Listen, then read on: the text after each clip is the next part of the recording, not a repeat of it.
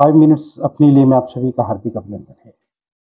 हमने पिछले एपिसोड में हाइपरटेंशन के कारणों के ऊपर बात की थी और उसके साइन एंड सिम्टम्स के ऊपर के लक्षण क्या होते हैं, चिन्ह क्या होते हैं।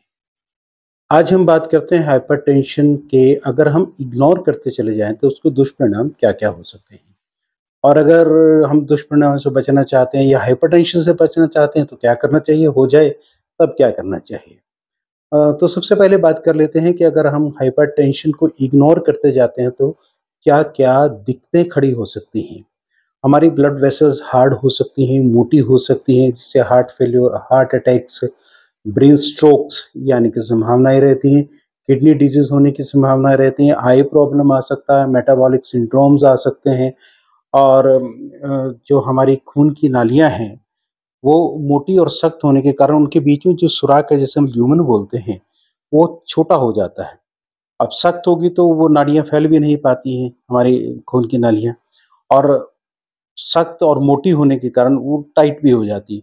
तो वहाँ से ब्लड फ्लो अच्छी तरह से नहीं हो पाता और जब ये ब्लड फ्लो कम होता है, ब्रेन में पर्टिकुलरली ब्लड फ्लो कम हो जाता है, तब हमारी डिमेंशिया होने की संभावना रहती है, याददाश्त कमज़ोर हो जाती है, अंडरस्टैंडिंग कमज़ोर हो जाती है, चीज़ों को रिटेन हम नहीं कर पाते हैं। बहुत सारी चीज़ें आपने देखा होगा कि समय के साथ जब हमारा एज बढ़ती जाती है, हम सामने के आदमी को पहचानते हैं, कि ये आदमी देखा हुआ है। फिर बहुत ज़्यादा बहुत ज़ोर लगाते हैं, हाँ, ये वहाँ देखा था। या कई बार क्या होता है हर रोज़ देखते हैं, हर रोज़ मिलते हैं, यकायक दिमाग से उसका नाम ही भूल जाते हैं, नाम नहीं रिकॉल हो पाता कि क्या है। तो इस सब के पीछे कारण ये है हमारी दिमाग की नसों के अंदर खून के दौरे का कम हो जाना है। तो अब आप चाहेंगे कि हम कोई भी नहीं चाहेगा कि मुझे हार्ट स्ट्रोक हो, कोई भी नहीं चाहेगा मुझे किडनी प्रॉब्लम हो, कोई भी नहीं चाहेगा कि मुझे आई प्रॉब्लम्स हो, कोई भी नहीं चाहेगा मुझे मेटाबॉलिक सिंड्रोम पैदा हो। अ, कुछ भी इस तरह की लाइफ थ्रेटनिंग चीज़ें या मैं हॉस्पिटलाइज़ेशन हो जाए या मेरे परिवार के ऊपर मैं बोझ बन जाऊँ, अपने लिए बोझ बन जाऊँ, ऐसा हम कभी भी नहीं चाहते हैं। तो अब उसके लिए क्या करें? सुबह सैर करते हैं, बहुत ज़रूरी है। उसके अलावा हम पिछली बार जब बात कर रहे थे तो उसमें कुछ कारण हमारे छूट गए थे, जैसे स्ट्रेस है। अगर आप स्ट्रेस लेते हैं, तो देखिए ये भी मानना पड़ेगा कि स्ट्रेस हम कोई बाज़ार से परचेज़ करके तो लाते नहीं, स्ट्रेस आ जाता है। इसी तरह से बिल्कुल मैं आपकी बात से सहमत हूँ कि स्ट्रेस आ जाता है उसको हम क्या करें उसके लिए? हमारे हालात हमारे काबू में नहीं रहते हैं, तब क्या किया जा सकता है? देखिए क्या होता है कि कई बार हमें बोझ उठाना पड़ जाता है।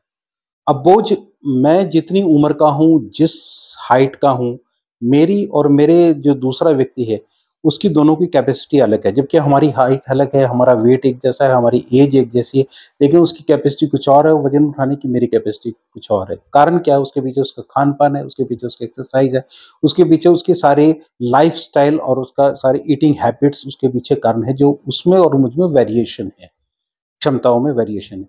इसी तरह से हम अगर स्ट्रेस को सहने की शक्ति अपने अंदर डेवलप करें, मेडिटेशन करें, उसके अलावा खूब पानी पिएँ, ब्लड प्रेशर हो जाए तब भी, ब्लड प्रेशर ना हो तब भी फ्रूट्स खूब खाएँ, फ्रूट्स के अंदर आप केला खाएँ, पालक खाएँ, बीन्स खाएँ, ब्रोकोली खाएँ, अदरक खाएँ, हल्दी खाएँ, लहसुन खाएँ।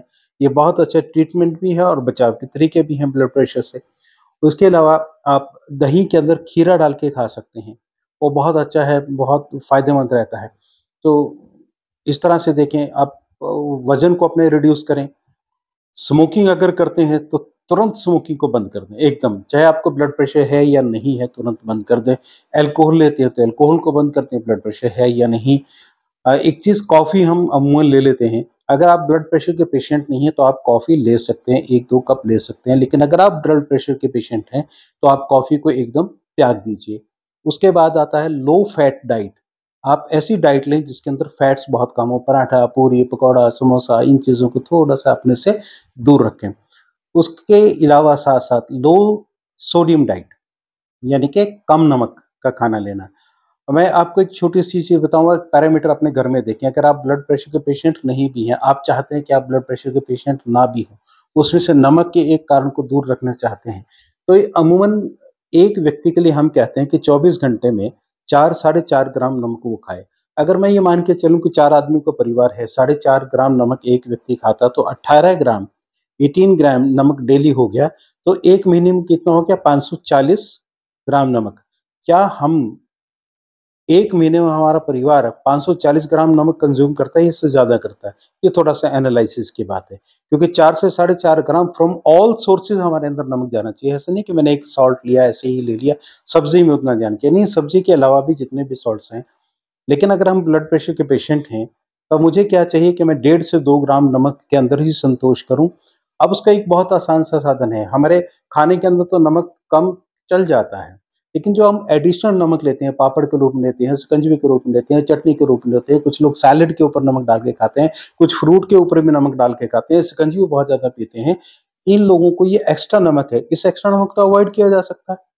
अचार को अवॉइड किया जा सकता है, पापड़ को अवॉइड किया जा सकता है, चटनी को अवॉइड किया जा सकता है, शिकंजी को अवॉइड किया जा सकता है। तो इन चीज़ों को अगर हम अवॉइड रखें तो ये एक्स्ट्रा नमक जो है वो हमारी बॉडी में नहीं जाएगा। इसी तरह से बहुत सारे लोगों को आदत, हमेशा ज़्यादातर को आदत होती है कि 2-2 सब्ज़ी के साथ खाना खाते हैं। कोशिश करें एक सब्ज़ी के साथ आप खाना खाएँ, और रसदार सब्ज़ी के साथ खाना खाएँगे तो आपके अंदर नमक थोड़ा-सा कम जाएगा। तो इस चीज़ का ध्यान रखें कि नमक हमें 1.5 से 2 ग्राम, अगर हम ब्लड प्रेशर के पेशेंट हैं, अगर नहीं है, तब भी हमें 4 से साढ़े 4 ग्राम से ऊपर नमक पूरे दिन में 24 घंटे में हमारी बॉडी में एक व्यक्ति में नहीं जाना चाहिए, इसका ध्यान रखें।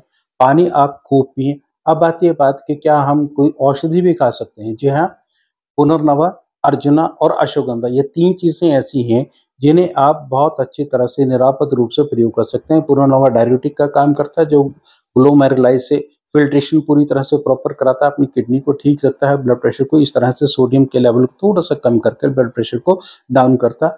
अर्जुना के अंदर बीटा साइटोस्टोल्स हैं, अर्गोमेट्राइन्स हैं, जो कि प्लेक फॉर्मेशंस को, जो आर्टरी के अंदर ब्लॉकेज है, उसको रोकते हैं। तो अर्जुना का आप अर्जुन की चाय भी ले सकते हैं, अर्जुन उबाल के भी ले सकते हैं, अर्जुन का पाउडर भी ले सकते हैं, अर्जुन की गोलियाँ आती हैं वो भी ले सकते हैं।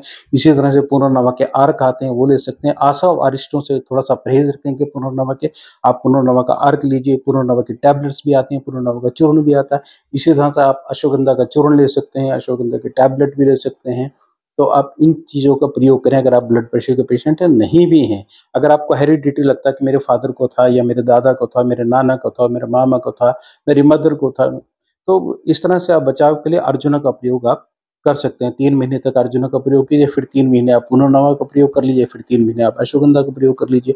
तो बचाव के लिए बहुत अच्छे साधन है। वैसे भी एंटीऑक्सीडेंट्स हैं, आपकी बॉडी के और भी बहुत सारी बीमारियों से बचाए रख सकते हैं।